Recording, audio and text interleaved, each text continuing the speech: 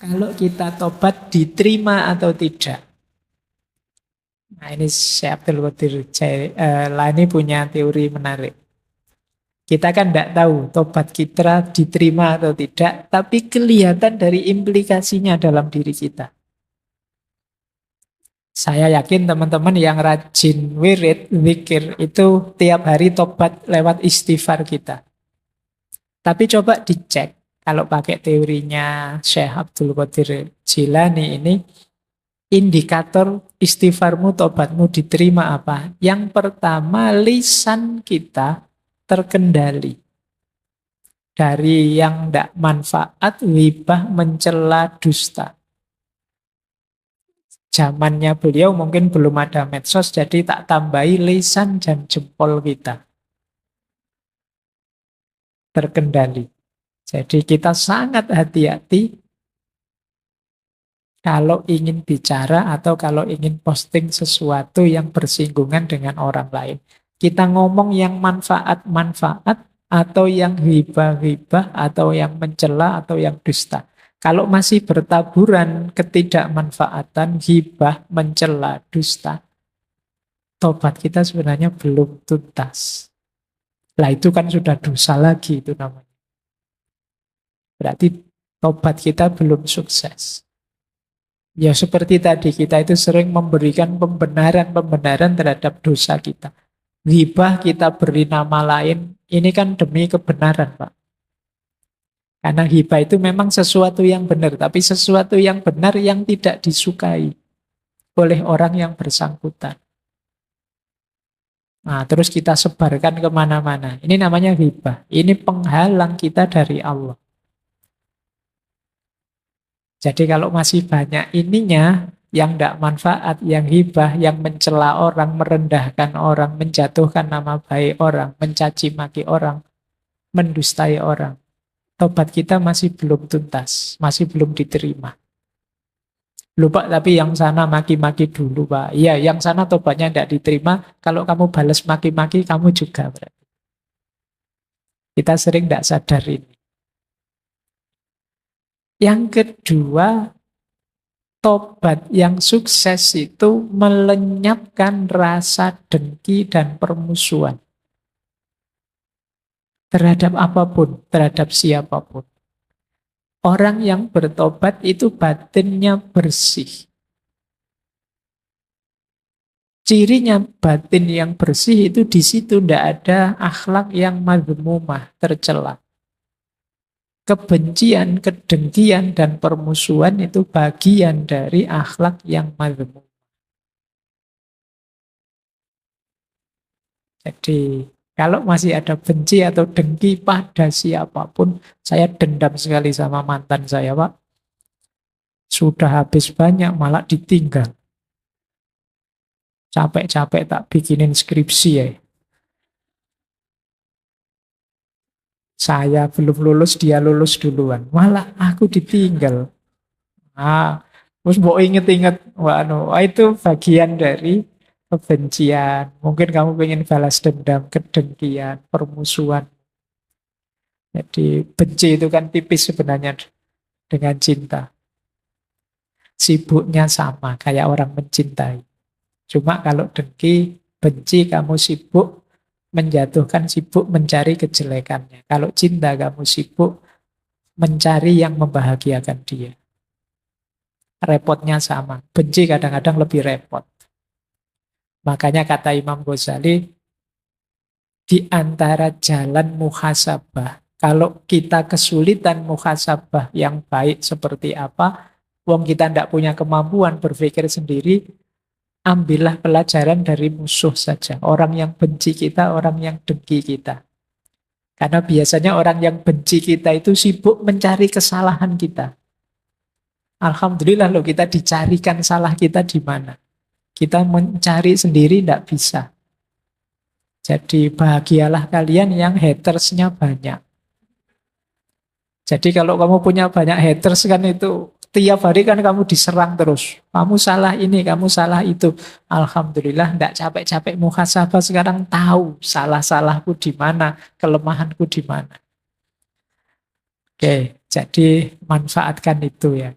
Kamu kadang-kadang stres sendiri gara-gara haters. Yo, lumayan kamu dapat, ndak usah bayari orang untuk bantu kamu. Dia sudah mencari kamu salahmu di mana, kurangmu di mana.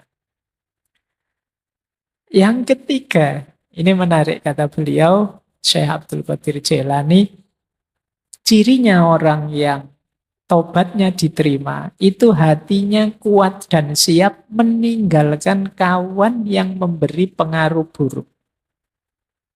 Ini kalau diterjemahkan pakai bahasanya anak-anak hari ini, bisa menjauh dari toxic people. Jadi kalau ada teman kok toksik, ditinggal saja.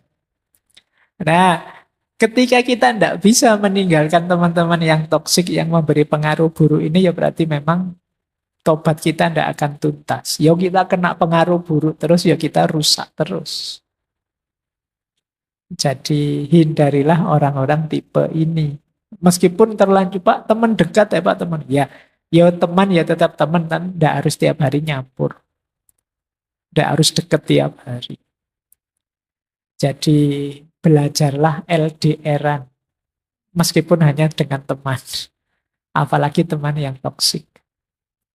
Jadi yang merusak saja, yang menyulitkanmu saja. Karena ya kalau temanmu sangat berpengaruh padamu, sementara pengaruhnya negatif, ya sulit kamu menuntaskan aktivitas tobat. Yang keempat, indikator tobatmu diterima itu rasanya kamu belum siap mati terus. Maksudnya apa? Kamu merasa kurang terus. Wah, ini masih belum imbang, amalku masih belum banyak, dosaku masih lebih besar. Jadi mati rasanya kok belum siap terus. Bukan belum siap mati karena saya belum kawin ya Pak. Saya belum, bukan itu. Belum siap matinya karena merasa amalku belum cukup. Kebaikanku masih kalah banyak dengan keburukanku, dengan dosaku. Nah ini berarti kalau kita masih merasa begitu, indikator bahwa tobat kita sudah mulai beres. Sudah mulai sungguh-sungguh. Belum siap mati, menyesal terus, ingin mohon ampun terus. Nah, jadi ini 4 indikator diterimanya taubat. Menurut Syekh Abdul Qadir Jailani dalam kitab Bunya. Nah, ini coba dicek ya, nanti introspeksi dalam diri kita. Apa dalam diri kita masih ada output yang sifatnya tidak manfaat, merusak, menyakiti orang, dusta pada orang. Kemudian masih ada tidak dalam diri kita rasa dengki, rasa permusuhan, rasa dendam pada siapapun. Kemudian circle kita masih circle yang positif enggak? Atau jangan-jangan isinya orang toksik semua. Atau jangan-jangan kita lah si toksik itu. Lebih parah lagi. Jadi kalau besok kok tiba-tiba temanmu menghindar semua, jangan-jangan yang toksik itu aku. Tobatmu harus lebih serius berarti. Nah, yang keempat, ayo coba dikalkulasi. Kamu siap enggak kalau saat ini juga kamu dipanggil oleh Allah? Apa dosamu sudah bersih? Apa amalmu sudah imbang untuk mengimbangi dosa dan maksiat? Baik, kita lanjutkan. Kalau ini terkenal, teori ini syarat-syaratnya orang tobat. Nah, ini sederhana. Yang pertama, berhenti. Jadi tidak ada ceritanya tobat itu, saya sudah tobat Pak tadi, tapi ini saya selesaikan dulu ya Pak, biar tuntas dosanya, tidak begitu. Iyo, saat itu juga harus berhenti. Eman-eman Pak, filmnya baru setengah jalan, tidak harus berhenti. Nah, terus menyesal. Jadi, berhenti kok tidak ada menyesalnya, ya belum utuh tobatnya. Dan yang ketiga, berjanji tidak mengulang lagi. Ini untuk dosa-dosa yang tidak ada hubungannya dengan orang lain. Mungkin kamu dosa telat sholat, dosa apalah ya, pokoknya tidak berhubungan dengan orang lain. Tapi kalau ada hubungannya dengan orang lain, rumusnya satu, dua, tiga tadi plus kembalikan haknya orang lain. Jadi kalau kita mengambil hartanya, kembalikan sejumlah yang kita ambil. Kalau kita memfitnahnya, ya minta maaf. Kalau kita menghibahnya, bilang terus terang dan minta maaf. Nanti ada rumus selanjutnya sebenarnya. Pak, saya ngambil haknya orang, tapi orangnya sudah tidak ada. Atau saya sulit menjangkaunya, Pak. Itu dulu zaman saya kecil, punya tetangga jualan, terus saya ngambil apanya gitu. Ada enggak yang di sini begitu? Lagi belanja apa, iseng ada permen nganggur, ya tak ambil. Misalnya, itu zaman saya kecil loh Pak, zaman itu. Nah, saya mau bayar permen ini, orangnya sudah meninggal, tidak ada. Keluarganya juga semua tidak ada. Atau jauh, itu orangnya sudah pindah ke luar negeri sana Pak. Tanggamu bule atau apa ya. Nah, saya bayarnya gimana? Kalau versi ini ya, kamu berikan ke Baitul Mal. Kalau zaman kekhalifahan dulu ada namanya Baitul Mal, yang ini kan nanti dimanfaatkan juga untuk orang lain. Kalau ini juga tidak bisa, tidak mungkin dengan berbagai argumen kayak di kita, mungkin tidak ada Baitul Mal. Jadi sama sekali tidak terjangkau, sedekahlah sebesar haknya orang yang kamu ambil, niatkan itu atas nama dia. Jadi, Pak, karena waktu kecil itu saya ngambil permennya tetangga saya, ya sedekahlah seharga permen itu. Dengan kurs hari ini ya, jangan kurs zaman dulu. Kurs zaman dulu dolar 2000, nanti kamu sedekah permen 25 rupiah itu bisa. Jadi seharga permen itu atas nama dia, sambil mendoakan dia. Kata Imam Nawawi, Allah tahu apa yang ada di hatimu, kesungguhanmu untuk membayar haknya. Tapi kalau terjangkau ya kamu berikan langsung, minta maafnya. Jadi dosa itu kalau menyangkut haknya orang lain lebih rumit, lebih berat. Makanya hati-hati. Jangan sampai terbawa, jangan sampai terikut haknya orang lain. Sekecil apapun. Meskipun tidak sengaja, apalagi sengaja. Karena proses menetralkannya lebih rumit. Kalau sama Allah sih mungkin lebih mudah, karena Allah Maha Pengampun, Maha Penyayang. Kalau sama orang lain agak berat. Jadi kalian ingat-ingat ya, kemarin waktu WA, waktu Twitteran, Instagraman, pernah enggak kamu komen menyakiti orang? Setelah ini kamu DM dia minta maaf. Khawatirnya kamu lupa dengan apa yang kamu lakukan yang menyakiti orang, mengambil haknya orang, memfitnah orang, menggibah orang, dan lain sebagainya. Jadi ini lebih berat menetralkan. Yo, memang hari ini zamannya kan kamu dituntut untuk eksis terus. Yang kadang-kadang kamu tidak sadar melanggar haknya orang. Meskipun itu sekedar hak kehormatannya atau hak privasinya. Yang tidak harusnya kamu obral misalnya. Itu pun kamu harus minta halalnya ke dia. Jangan lupa, Al-Quran punya rumus, فَمَنْ يَعْمَلْ مِثْقَالَ ذَرَّةٍ خَيْرًا يَرَهُ وَمَنْ يَعْمَلْ مِثْقَالَ ذَرَّةٍ شَرًّا يَرَهُ. Jadi kebaikanmu atau keburukanmu sekecil apapun akan engkau nikmati, akan kau lihat hasilnya. Jadi sebelum ada efek buruk dari perbuatan buruk terjadi, ayo dinetralkan dengan taubat. Ya yang terjangkau, ya dijangkau, yang tidak terjangkau dicari gantinya. Seperti sedekah tadi. Baik, saya lanjutkan. Jadi ini syarat-syaratnya taubat. Nah, kita agak berpikir sekarang. Kenapa sih seperti saya bilang tadi, taubat ini dipentingkan. Kalau bahasa anak-anak hari ini mungkin diviralkan oleh para sufi, para ulama. Dimainstreamkan.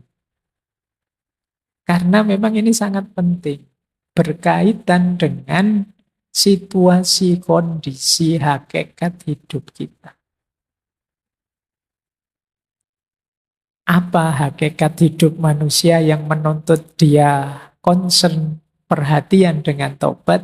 Yang pertama adalah kita ini punya kecenderungan khotok wan nisyan. Jadi manusia itu punya fitrah bisa salah, bisa khilaf. Atau lebih ekstrimnya mudah salah, mudah khilaf. Dan itu tidak perlu saya suruh ngaku, kamu sudah ngerti sendiri bahwa manusia itu mudah salah, mudah khilaf. Jangankan yang tidak sengaja, yang kamu sengaja itu loh banyak. Dan kamu nyaman-nyaman saja. Apalagi dosa yang sendirian tidak ketahuan orang. Waduh, kok lupa tadi belum sholat maghrib? Tidak apa-apa, tidak ada yang tahu.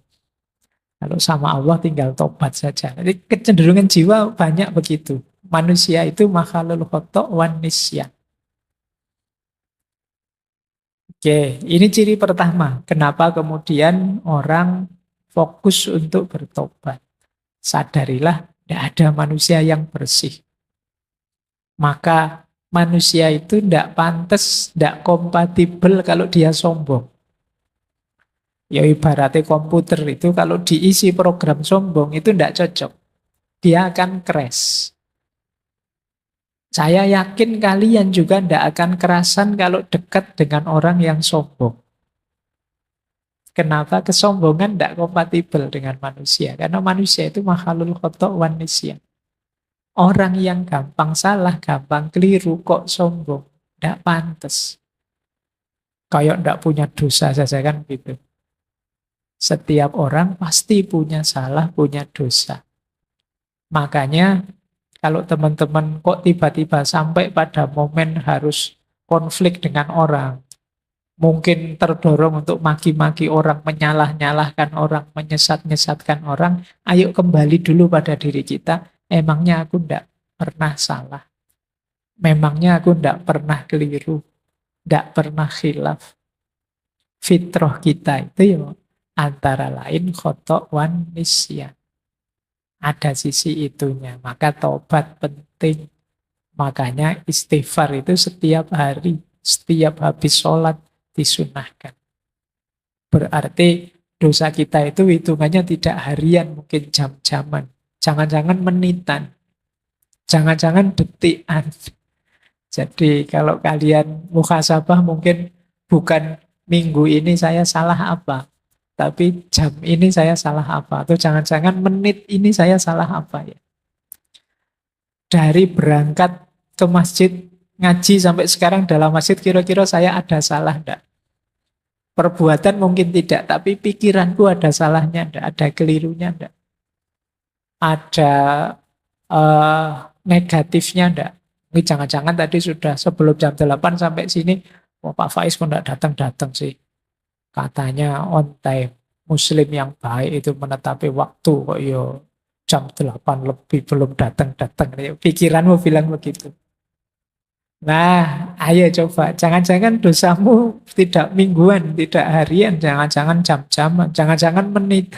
Jangan-jangan detikan. Setiap kali kamu buka HP itu mungkin dosamu bergeraknya detikan. Jadi pulsanya naiknya cepat. Detik ini buka gambar itu nambah. Detik selanjutnya buka apa lagi nambah lagi. Manusia makhluk khotok wan nisyan. Itu pun ditambah karakter kedua, kecenderungan kedua manusia apa? Tidak mau disalahkan. Orang itu biasanya kalau disebut salah, ditunjuk sebagai salah, tidak mau. Karena manusia punya fitrah kebenaran, jadi dia merasa gelisah kalau terbukti salah. Atau ditunjuk bahwa kamu salah. Padahal mungkin memang kamu salah. Itu kan yang membuat sering ada konflik orang ngantri misalnya. Orang ngantri tiba-tiba nyerobot. Terus dimarahi, mbok yo jangan nyerobot. Kadang-kadang dia malah nyolotnya lebih kuat. Padahal dia yang salah. Kenapa? Orang gelisah. Kalau disalahkan, ditunjukkan kesalahannya. Jadi manusia itu tidak mau disalah-salahkan. Makanya kalau kalian ingin jadi orang bijaksana, kalau menasehati orang, menunjukkan salahnya orang, lebih baik di situasi diam-diam yang tidak ketahuan orang. Karena manusia punya kecenderungan ego, tidak mau disalahkan. Itulah mengapa perintah bertobat itu diulang-ulang. Ayo tobat, ayo tobat. Itu karena kalau dibiarkan, kamu tidak ngaku kalau kamu salahmu banyak. Jadi ini kecenderungan kita yang kedua. Ya kalau kita bisa mengalahkan ego, kemudian saya tidak apa-apa kok Pak, kalau orang kritik menunjukkan saya salah, berarti kamu hebat. Tapi sebenarnya sebagian besar orang tidak senang, tidak nyaman kalau dibongkar salahnya. Padahal dia sendiri tahu itu salah. Sampai kadang mencari, kalau kayak minggu lalu, defense mechanism. Wah, kamu kok nonton video-video kayak gitu? Alah ngapain sih ngurusin hal kecil kayak gini? Yang dosa lebih besar banyak itu yang korupsi itu yang kamu malah lari kemana-mana. Karena tidak ingin yang salah itu kamu, biar orang lain saja yang salah. Nah ini kecenderungan kita. Kadang-kadang karena saking tidak bisa mengelaknya, terus kamu lempar kesalahan nyari kambing hitam ke yang lain. Saya dosa kayak gini ya jangan salahkan saya.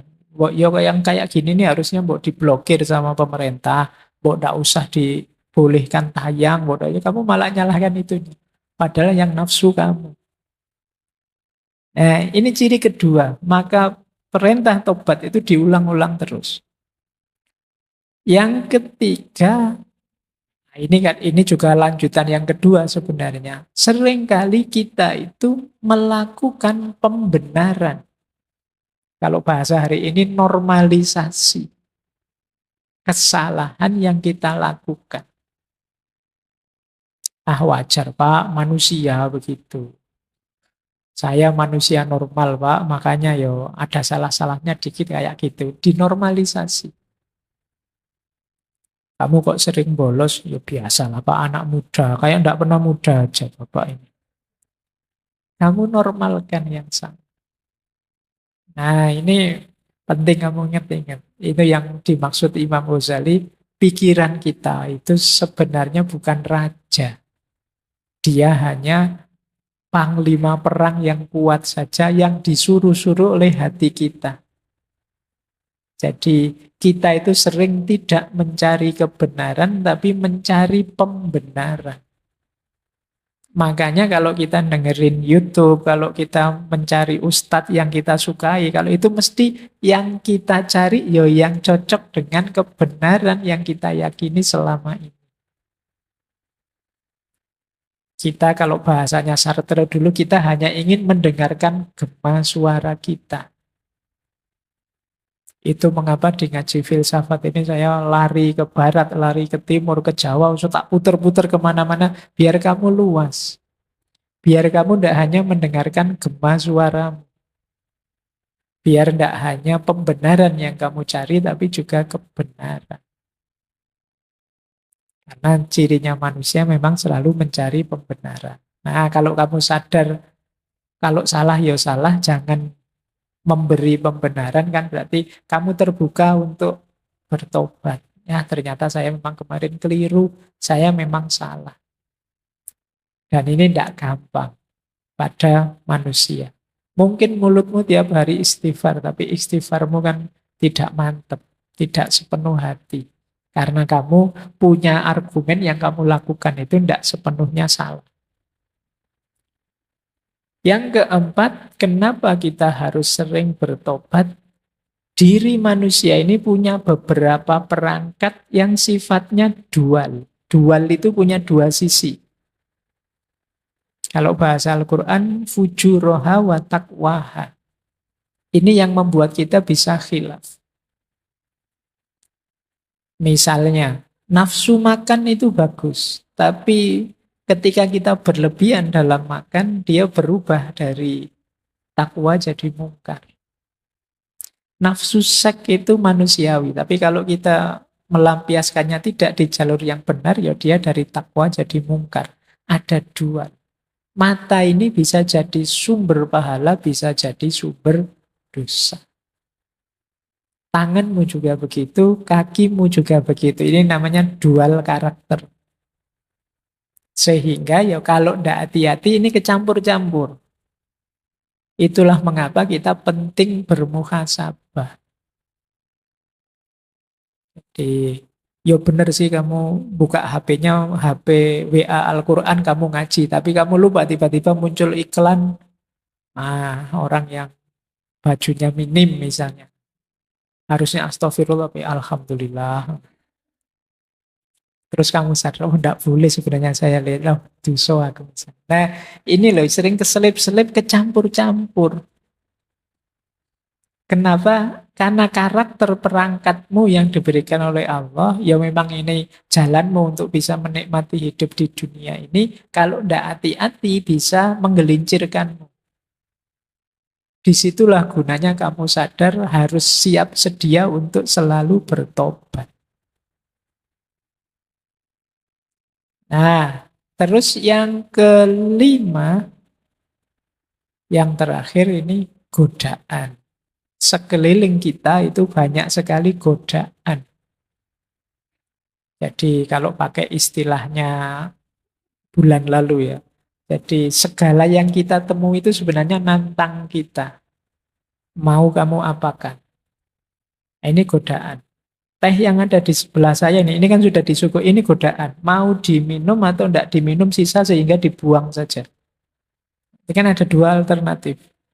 Ketemu kalian ngaji malam hari ini kan juga begitu. Mau diikuti saja, dikritisi saja, dicueki saja, dijalankan saja. Ini semua tantangan-tantangan. Yang begitu kamu salah membacanya, ya harusnya lahir pahala jadi lahir dosa. Apalagi ada makhluk yang oleh Allah diberi izin khusus untuk menggoda kita, menyesatkan kita. Saya menemukan sesuatu yang aneh. Setiap kali saya bicara dengan orang yang terpelajar, saya merasa yakin bahwa kebahagiaan itu tidak mungkin terjadi. Namun ketika saya bicara dengan tukang kebun saya merasa sebaliknya. Kenapa bisa begitu? Ya biasa sih, kita juga tahu kadang orang pinter itu suka membuat rumit hal-hal simpel. Barang yang sederhana saja terus dibikin jelimet. Jadi ruwet. Jadi membahas kebahagiaan yang simpel. Jangan iri, penuh kasih sayanglah, bekerjalah. Itu kan sederhana sebenarnya. Tapi terus dibikin rumit, dibikin ruwet. Akhirnya wah apa ya bisa bahagia saya. Dengan konsep serumit itu. Tapi begitu ngobrol dengan tukang kebun, kata Russell, kok rasanya gampang, bisalah kita bahagia. Coba ngobrol dengan orang biasa-biasa itu. Target-target hidup yang membahagiakannya simple. Tidak jelimet. Kalau kalian ditanya, gimana caramu bisa bahagia? Wah, saya ingin jadi manusia yang bisa eksistensinya berkontribusi pada kehidupan baik di level vertikal maupun horizontal. Gimana? Itu cek rumite, wong cuma pengen seneng saja kok. Dirumuskan senjelimet itu. Itu yang membuat Russell, ngomong pengen bahagia. Kalau ngobrol sama orang pinter malah jadi rumet. Sudahlah sama tukang kebun saja simple, sama teman-teman nongkrong pinggir jalan. Itu lebih simple, gampang. Tidak terlalu dirumit-rumitkan teori. Makanya dia nulis buku ini buku tidak untuk kalangan terpelajar. Mungkin khawatirnya kalau ketemu orang terpelajar terus didebat. Tidak jadi bahagia, jatuhnya debat akhirnya. Oh masa iya begitu? Nggak cocok dengan teorinya filosofi ini, filosofi itu. Ruwet wes. Tidak jadi bahagia akhirnya. Jadi bubar sudah. Kan kadang-kadang gitu. Kadang yang pinter itu malah menyusahkan kita. Rapat enak-enak, yang rapat lugu-lugu gitu cepet diputuskan gini ya gitu selesai gitu. Iya. Tapi begitu yang rapat pinter-pinter, wah ndak selesai-selesai wis. Panjang argumen itu, kira-kira itu tambah ruwet wis. Nah kadang-kadang begitu dalam hidup ini. Kita Selalu membuat rumit hal-hal yang sederhana. Sehingga hidup yang semula simpel jadi rumit. Ini yang ditemukan oleh Russell. Anomali lagi. Kata dia begini, orang yang meremehkan dirinya sering dikejutkan oleh kesuksesan. Sedangkan orang yang melebih-lebihkan dirinya sendiri sering dikejutkan oleh kegagalan. Kejutan yang pertama menyenangkan, dan kejutan yang kedua tidak menyenangkan. Oleh karena itu, adalah bijaksana untuk tidak terlalu sombong, namun juga jangan terlalu rendah diri dalam berusaha mencari kebahagiaan. Kan banyak orang itu yang, siapalah saya Pak, saya itu manusia biasa kok Pak. Yo ada kemampuan dikit-dikit, tapi yo ndak sehebat orang-orang itu. Ini kadang-kadang orang yang seperti ini, ketika sukses itu kan kaget dia. Alhamdulillah ternyata Allah Maha Penyayang ini, saya dapat sukses yang luar biasa. Kagetnya kaget seneng. Tapi kalau kita terbiasa sombong, saya hebat Pak, saya lebih dari semua teman saya yang lain, saya lebih. Itu kan begitu gagal, ya kejutannya kejutan pahit. Oleh karena itu apa kata Rasul? Ya sudahlah, tidak usah terlalu merendahkan diri atau menyombongkan diri, biar tidak gampang terkejut. Biasa saja, nikmati saja apapun yang kita alami. Jangan melebih-lebihkan, juga jangan mengurang-urangkan. Yo, paling enggak yang paling negatif ya melebih-lebihkan karena kekagetannya kekagetan yang negatif. Kekagetan ketika menemukan kegagalan. Ini menunjukkan orang iri dengki tadi. Ternyata menurut Russell, jika di dunia saat ini ada banyak orang yang lebih menginginkan kebahagiaan diri mereka sendiri daripada menginginkan ketidakbahagiaan orang lain, kita mungkin akan mendapatkan surga dalam beberapa tahun ke depan. Dari sini bisa kita simpulkan ternyata sebagian besar orang lebih banyak menghabiskan energinya untuk membuat orang lain tidak bahagia dibandingkan untuk membuat dirinya bahagia. Ini menurut pengamatannya Russell. Jadi banyak orang yang perspektifnya negatif terus tentang orang lain, sehingga dia terus iri, terus dengki. Dia tidak rela kalau yang lain dapat kenikmatan. Sementara dirinya tidak. Karena dia ingin lebih tinggi terus, lebih tinggi terus.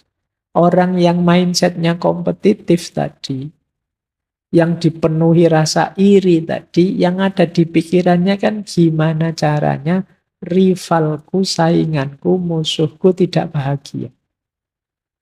Dia tidak mikir gimana caranya saya bahagia, yang dia pikirkan gimana caranya orang lain tidak bahagia. Oh, itu mindset seperti ini banyak kita temukan di medsos mungkin, termasuk apalagi menjelang tahun 2024. Itu banyak yang cara berpikirnya begini, gimana caranya rivalku tidak bahagia. Entah dengan cara apa, kadang-kadang bikin berita-berita bohong, hoax-hoax, dan lain sebagainya. Ini jenis anomali. Kalau semua orang berpikir gimana caranya saya bahagia, kata Russell, tidak lama lagi dunia ini kayak surga. Isinya orang-orang yang bahagia, ya orang bahagia itu berarti orang yang bersyukur. Nah, cuma ini mimpinya Russell, ya sulit sih. Orang itu kecenderungannya memang agresif, iri, dalam dirinya ada nafas namanya sabu'iyah. Ingin selalu menyerang dan menjatuhkan yang lain. Baik, anomali pertama ini. Coba kalian renungi ya, semoga yang hadir malam hari ini tidak ada yang di sini. Tidak ada yang mikirnya hanya jatuhnya yang kalian benci. Dalam bidang apapun. Kalian ingin maju boleh, tapi semoga tidak dengan cara menginjak dan menjatuhkan yang lain. Kalian ingin menang baik-baik saja, tidak apa-apa hebat, tapi tidak dengan cara merusak dan menghancurkan yang lain. Hebatlah dan menanglah bila perlu dengan mendukung dan menaikkan yang lain. Anomali pertama ini tentang kebahagiaan. Anomali kedua, ini lanjutannya. Menurut cermatannya Russell lagi, beberapa orang hanya bisa bahagia dengan membenci orang lain, bangsa lain, atau kepercayaan lain. Ini kalimatnya Russell ya. Semoga kita juga tidak di sini. Jadi kayak tadi, Pak, memang bahagia saya itu ya kalau membenci orang, atau membenci kepercayaan lain, atau membenci bangsa lain.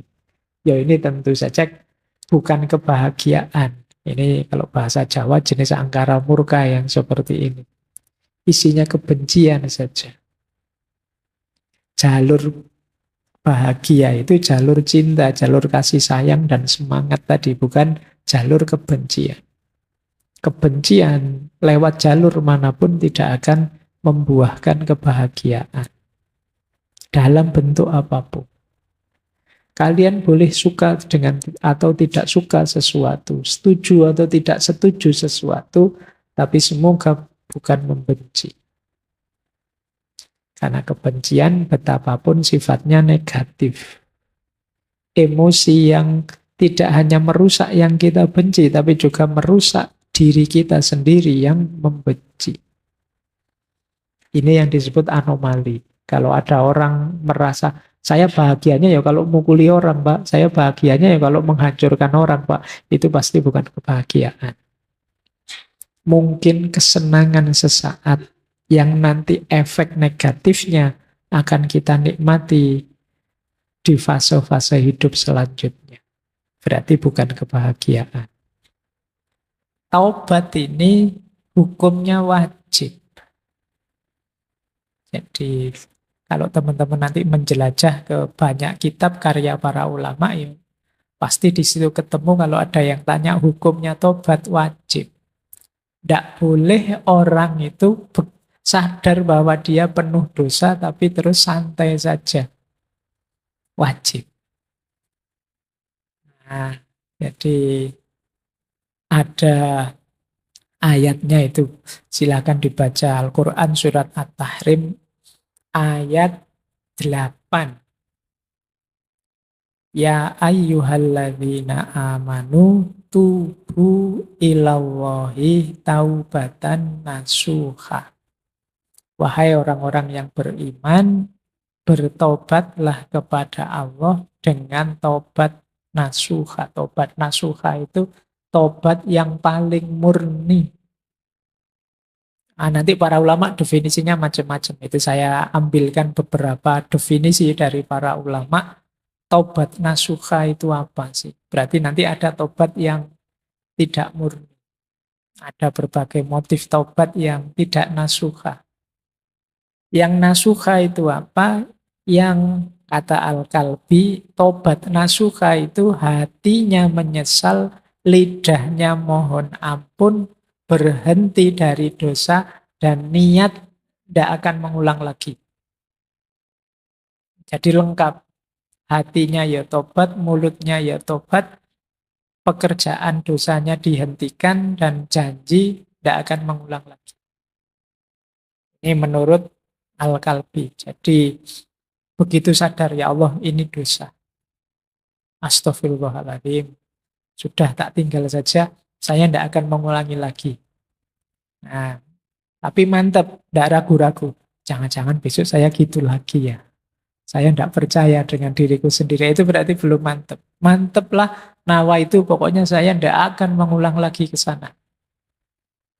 Nah, ini pendapatnya Al-Kalbi. Ada lagi Sa'id bin Zubair. Beliau mendefinisikan tobat nasuha itu tobat yang memenuhi 3 syarat. Tobat sambil takut, tobat sambil berharap, dan memulai hidup baru dalam ketaatan. Jadi ada takutnya, ada harapannya, dan siap untuk mengganti gaya hidup. Dari gaya hidup penuh dosa, jadi gaya hidup penuh ketaatan. Ini berarti nasuha. Tidak hanya harapan saja. Kalau harapan saja nanti sembrono. Biasanya orang itu kalau isinya rojak saja, jadi sembrono. Allah Maha Pengampun kok. Allah itu sayang sama kita, tenang saja, sembrono. Atau tidak ada harapannya, isinya takut saja, bayangannya neraka. Wah saya itu. Nanti membuat orang putus asa. Harus imbang. Ketakutan diimbangi dengan harapan. Tapi juga diwujudkan dalam perbuatan. Nah, gaya hidupnya harus ganti. Jadi tidak ada ceritanya, katanya kamu sudah tobat, kok kembali lagi ke sini. Ayo besok tak tobat lagi lah, gampang. Nah, itu berarti tidak serius tobatnya. Tobat itu ya memang ganti gaya hidup. Yang ketiga ada definisi dari Sa'id bin Musayyab. Tobat nasuha itu menasehati diri karena salah dan dirinya patuh dinasehati. Ini menarik definisinya. Menasehati diri sendiri. Dan manut. Kadang-kadang kita itu kan ngomong ke diri kita sendiri, dibantah-bantah sendiri. Yang bikin doamu tidak kabul, yang bikin cita-citamu tidak wujud, yang bikin keinginanmu tidak terlaksana, itu seringkali karena kamu sendiri yang bantah. Semoga saya bisa segera lulus dengan nilai terbaik. Tapi apa ya mungkin ya, nilaiku bisa terbaik itu, wong ya kelakuanku kayak gini, wong kamu sendiri yang bantah. Semoga setelah ini aku tidak buang-buang waktu sia-sia dengan main HP terus. Tapi terus kamu bantah sendiri, kuat tidak ya kira-kira? Ya tidak kuat, kamu sendiri sudah bantah dirimu sendiri. Jadi kalau di awal sudah macet ya tidak mungkin jalan sudah. Makanya Allah itu sebenarnya menegaskan ana inda dzonni abdi. Aku terserah persangkaan hambaku padaku. Jadi kalau kita merasa apa sih yang Allah tidak mampu, pasti Allah kalau menghendaki saya lulus dengan nilai terbaik ya bisa. Meskipun teman-teman nilainya sudah bagus-bagus yang sudah lulus selama ini, tapi kalau Allah menghendaki ya sopo ngerti tiba-tiba nilaiku perfect misalnya. Ya siapa tahu kalau Allah menghendaki. Nah ini definisinya Syekh Sa'id bin Musayyab. Kalau Ibnu Katsir mendefinisikan tobat nasuha itu tobat yang sepenuh hati sehingga jiwanya jadi murni, keburukannya terhapus. Ini definisi-definisi tobat nasuha. Jangan dihafalkan, tidak ada ujiannya. Kamu jalankan saja sekuasamu untuk bertobat ini. Saatnya mungkin mumpung ada momen akhir tahun, ayo latihan tobat yang